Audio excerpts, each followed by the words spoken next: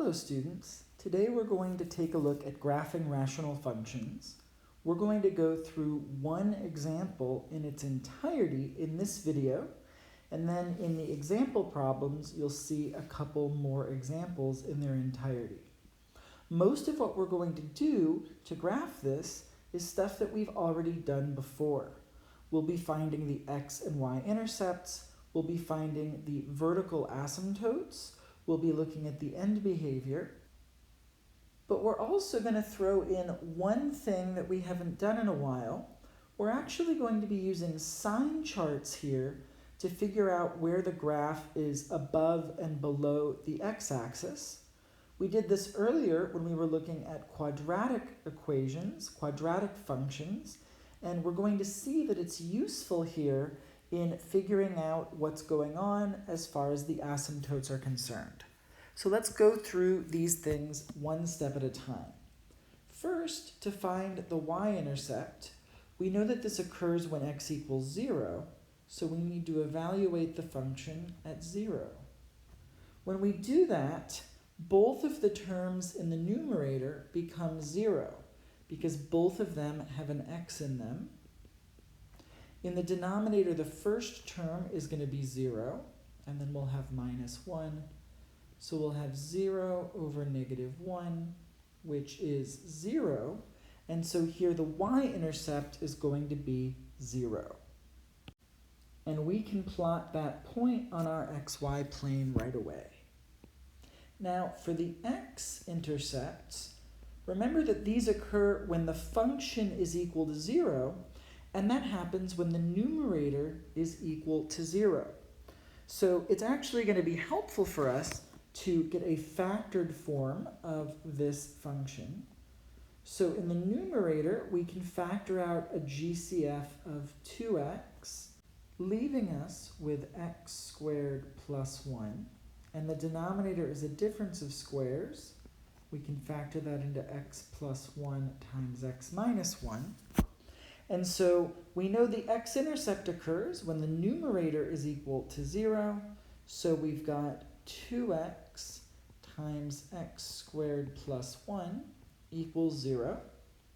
We can set each of those factors equal to 0 individually. So 2x equals 0, or x squared plus 1 equals 0. For the first one, we divide by 2, giving us x equals 0 for an x-intercept. For the other one, if we subtract 1 from both sides, we get x squared equals negative 1, and we know that this doesn't have any real solutions.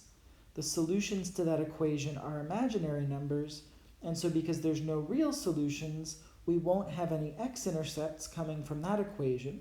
So the only x-intercept is x equals 0, which we already have graphed because that point was also a y-intercept. So now we've got the x and y intercepts plotted. Next, we can look at the vertical asymptotes.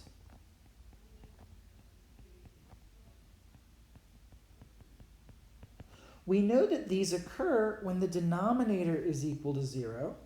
So these will happen when x plus 1 times x minus 1 equals 0. And we know that each of these factors corresponds to 1 0 of the polynomial, specifically x equals negative 1 and x equals positive 1. So we're going to have vertical asymptotes at x equals negative 1, which I'm drawing now, and then in just a moment I will also draw in the asymptote at x equals positive 1. And through the magic of technology, I have them both drawn in an instant. I just paused the recording, drew it, and restarted to save time. So now that we have the vertical asymptotes, we need to look at the end behavior to see if we have any horizontal or slant asymptotes, or if the end behavior is different. Now, if we look at our function, we can see that the degree of the numerator is 1 more than the degree of the denominator. This puts us into the third scenario of 4, where we have a slant asymptote. And the way that we find the slant asymptote is by performing the division to rewrite our function differently. So in this case, we cannot use synthetic division because the denominator isn't linear.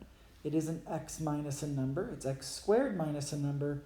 So we actually have to go through the process of doing long polynomial division.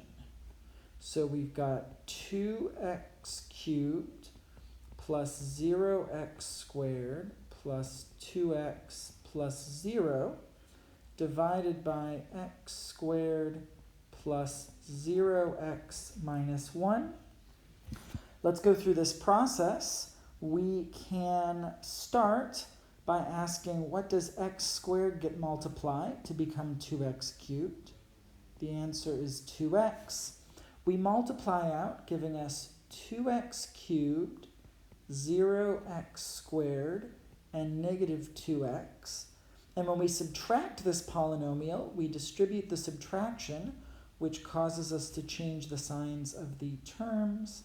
And the first two sets end up canceling, and we're left with 4x. Now, because 4x has a smaller degree than x squared plus 0x minus 1, we know that this is the remainder term, and so our function can be written as 2x plus the remainder 4x over x squared minus 1. And this tells us that we have a slant asymptote that has the equation y equals 2x. So what I'm going to do right now is I'm going to draw in that slant asymptote. It is a line that has slope 2 and x-intercept 0. So it is going to look like this. Dot, dot, dot, dot, dot. All right. So we have a graph that is going to have these two vertical asymptotes, a slant asymptote, and the only intercepts end up being at the origin. Now, we need to figure out what's happening in between these different asymptotes. And there's different ways that we could do this. We could make tables of values to see what's happening as x approaches 1 and x approaches negative 1. But I want to do something different here, which is going to end up being less work. I want to make a sign chart. We did this before when we were looking at polynomial inequalities, and we can do it very similarly when we're looking at rational functions. What we can do is we set up our number line, and the critical numbers here correspond to the x-intercepts, which in this case is going to be 0, and then also the vertical asymptotes, which in this case correspond to negative 1 and positive 1. So basically, anytime either the numerator or the denominator of our rational function equals 0, that gives us a critical number. And then all of the factors in the numerator and the denominator end up contributing to the signs of the function values. So the different factors we have are 2x, x squared plus 1, x plus 1, and x minus 1. And we'll put our function down below. So let's take a look at the signs of each of these factors on the different intervals. We know that 2x is going to be positive when x is positive and negative when x is negative. We know that x squared plus 1 is always positive because x squared will never be negative, and adding 1 is making things even more positive. So that will always be positive. For x plus 1, it's going to be positive so long as x is bigger than negative 1 and negative otherwise. And for x minus 1, that's going to be positive if x is bigger than 1 and negative otherwise. And so in each of these different intervals, we look at what the product of these signs would be, and we end up with negative, positive, negative, and positive. So that tells us that our graph is going to be below the x-axis, and then above, and then below and above. Let's take a look first at this interval from 0 to 1. We know that on this interval, our graph is going to be below the x-axis because the function values are all negative. Well, if we start at our x-intercept and we are approaching our vertical asymptote, because the graph has to be below the x-axis, we're going to have to be approaching below.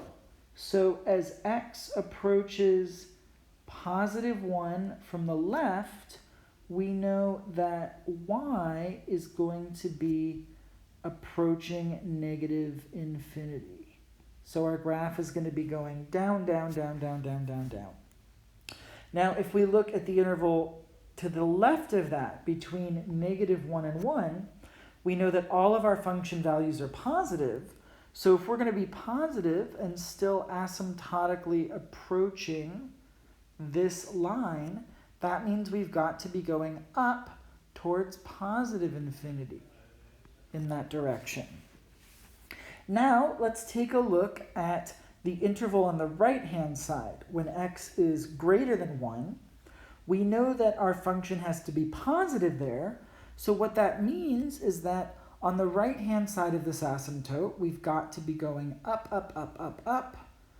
And then to also have a slant asymptote, the graph is going to have to curve and then move upward like this. So we're going to have some sort of a graph that looks like this.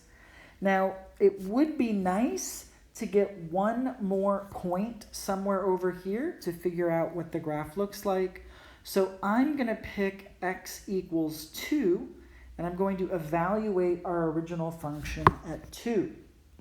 If we do that, f of 2 in the numerator, 2 cubed is 8, and 8 times 2 is 16. So we've got 16 plus 2 times 2 is 4, and then in the denominator, 2 squared is 4, and 4 minus 1 is 3. So we've got 20/3, which is 6 2/3. So we're going to be around right here, and so we can draw our graph so that it is asymptotically approaching that vertical asymptote, and then also so that it's asymptotically approaching the slant asymptote. And if we do the same thing for this interval, we know it's going to be negative, so it's going to look something like this. And in fact, our function has symmetry about the origin. If you substitute x and y with the opposite of x and the opposite of y, you'll see that you have symmetry. So we know that this point that we found here, 2, 20/3, is going to have a corresponding point, -2, -20/3, which is right there. And we can use that as a bit of more information for sketching the graph down here. So this is our graph of f of x equals 2x cubed plus 2x over x squared minus 1. I know it was quite a lot of work, and each of these problems is going to be quite a lot of work. Unfortunately, that's the nature of the beast. But as frustrated as you might be that these problems take so much work, I want you to step back and take a look at what you have learned at this point. Before this class, you probably have never graphed rational functions or looked at slant asymptotes and all sorts of things, and now you're able to sketch the graphs of some pretty complicated functions. So in the first half of this semester, you have already learned quite a lot and advanced your mathematical, algebraic, and geometric skills quite a bit.